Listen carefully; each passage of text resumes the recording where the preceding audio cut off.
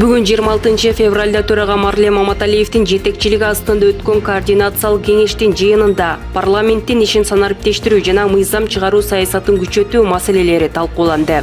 Анда айрым комитеттердин аталыштарын өзгөртүү, отурумдарга онлайн катышууну камсыздоо жана чет өлкөлүк иш сапарларга бардык депутаттарга бирдей мүмкүнчүлүк түзүү боюнча маанилүү тапшырмалар берилди.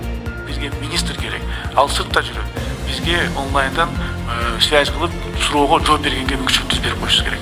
Же болбосо баягы чакырылбай калган болуп калат кээде, билесизби? Мисалы, Назбанктын маселесин карап атабыз, а Минэкономика суроо жаралып калды.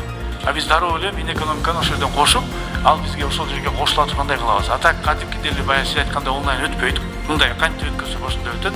Болгону дополнительный мүмкүнчүлүктөр. Ал дополнительный мүмкүнчүлүктөр.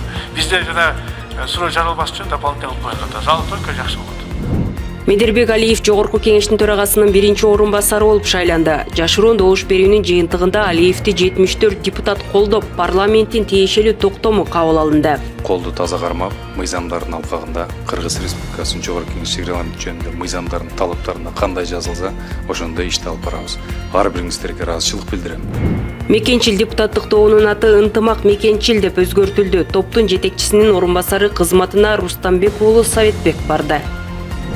Парламент трибунасында депутат Табылды Муратбеков жогорку кеңештин төрагасына караштуу жаштар кеңешинин түзүлгөнү тууралуу билдирүү жасады. Жаңы түзүлгөн кеңештин негизги максаттары: жаштардын укуктарын жана мыйзамдуу кызыкчылыктарын коргоо, ошондой эле жаштар саясатын өркүндөтүү.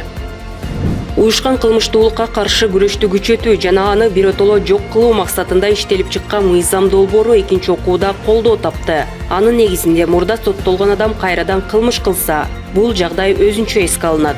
Ошондой эле мыйзамда кайсы учурда жана кандай тартипте адамдын мүлкү мамлекетке алынары анык көрсөтүлөт.